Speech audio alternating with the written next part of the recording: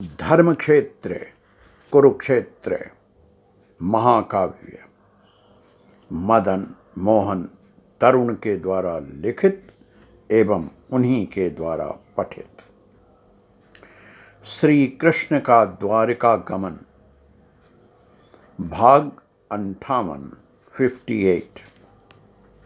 एक दिन कहा कृष्ण ने अर्जुन से, मित्र, बहुत दिन बीत चुके हैं यहाँ रहते हुए, नहीं गया हूँ द्वारका, मिला नहीं हूँ पिताजी से, भ्राता बलराम से। वे नहीं जानते क्या हुआ इस महायुद्ध में। वे भी जानना चाहते होंगे किसने कैसी दिखाई वीरता, क्या हुआ युद्ध का परिणाम, कैसा है यहाँ का कुल परिवार। होगी उन्हें भी जिज्ञासा चिंता, मित्र, इसीलिए जाना जरूरी है। लौट आऊँगा मैं जब भी तुम्हें हो मेरी आवश्यकता। सुनकर विश्वास नहीं हुआ अर्जुन को अपने कानों पर। वे सोच भी नहीं सकते थे कभी होना पड़ेगा विलग अपने अभिन्नतम मित्र से। चुप रहे अर्जुन। तब पुनः कहा केशव ने, अपरिहार्य है मेरा जाना मित्र। अब चलो लें अनुमति भ्राता युधिष्ठिर बुआ कुंती से। और पहुँचे वे भ्राता युधिष्ठिर के पास। वहीं मिले वे महामति विदुर से, अभिजेय भीम से, माद्री पुत्र नकुल सहदेव से, बुआ कुंती, द्रौपदी और सुभद्रा से। सबको यथा योग्य सम्मान देकर पाकर व्यक्त किया उन्होंने महाराज युधिष्ठिर के सामने अपना मंतव्य बताया। कारण सुनकर सभी हो गए अस्थिर विकल। आदत नहीं थी किसी को भी कृष्ण के बिना अपनी कल्पना करने की भी। फिर भी स्थिति की गंभीरता समझते हुए सहमत हुए युधिष्ठिर। कृष्ण ने आज्ञा ली धृतराष्ट्र और गांधारी से भी। सभी पांडव भाइयों ने आकुलता से बार बार वक्ष से लगाया वासुदेव को। सबकी थी आंखें अश्रुपूर्ण और अवरुद्ध कंठ। सबने उन्हें बिठाया रथ पर, साथ उनके चली सुभद्रा भी, सबकी आज्ञा से। जब तक ओझल नहीं हो गया रथ आंखों से, तब तक रथ के पीछे पीछे चलते रहे पांचों भाई। कृष्ण के साथ थे महारथी सात्यकी। पहुँचे वे सभी रैवतक पर्वत पर, जहाँ थी द्वारिका नगरी अवस्थित। वहाँ मनाया जा रहा था समारोह।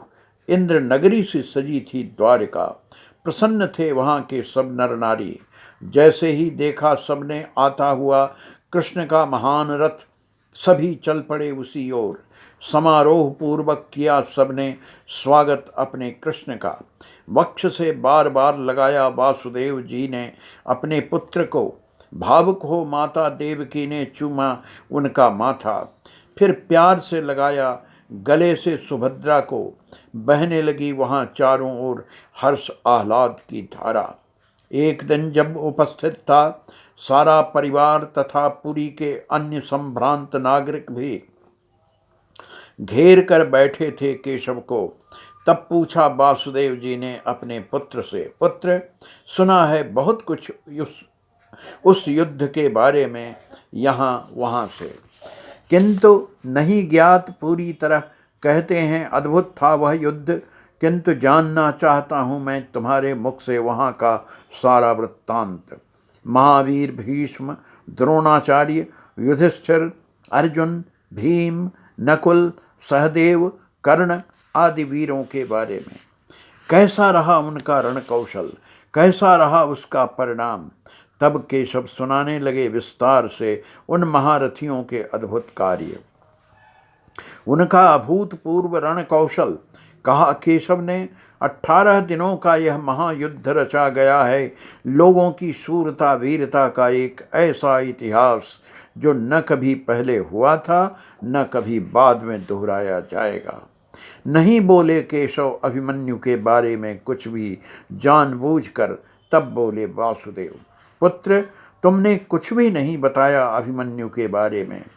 क्या बालक समझकर किसी ने नहीं लेने दिया उसे युद्ध में भाग। सुनकर सुभद्रा रो पड़ी बिलख बिलख कर। कृष्ण की आंखें भी भर आईं आंसुओं से। फिर बोले, पिताजी, उस युद्ध में सबसे असाधारण माना जाएगा उसी का युद्ध। कभी भूल नहीं पाएंगे लोग जो किया उस महाबली बालक ने। एक दिन दुर्योधन के तानों से क्षुब्ध होकर द्रोणाचार्य ने रचा एक अभूतपूर्व चक्रव्यूह। कहा उन्होंने, इसका केवल भेदन कर सकते हैं विश्व में केवल कृष्ण, अर्जुन, कर्ण और प्रद्युम्न।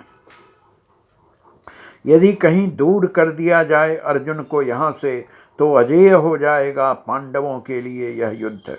तब अगले दिन सन सप्तक लड़ते हुए एक युद्ध नीति के अंतर्गत ले गए अर्जुन को दूर दक्षिण दिशा की ओर और करने लगे द्रोणाचार्य पांडवों की सेना का विकट संहार। तब कहा युधिष्ठिर ने अभिमन्यु से, पुत्र, इस विकट स्थिति में तुम ही सकते हो पांडव सेना को, कर सकते हो पांडव सेना का उद्धार। तनिक रुककर कहा केशव ने, उन दिनों जब सुभद्रा के गर्भ में पल रहा था अभिमन्यु, तब एक दिन अर्जुन सुना रहे थे उसे चक्रव्यूह भेदन के कौशल के बारे में। जब तक वे सुना पाए थे उसे चक्रव्यूह में प्रवेश करने का कौशल, सो गई सुभद्रा गहरी नींद में। पूरा कर नहीं पाए अर्जुन व्यूह से बाहर निकलने का कौशल पक्ष। इसीलिए प्रज्ञा मनस्वी अभिमन्यु गर्भ में रहते हुए सीख गया चक्रव्यूह में प्रवेश करने का कौशल, किंतु अर्जुन की युद्ध की व्यस्तताओं से वह कभी सीख नहीं पाया वहां से बाहर निकलने की कला।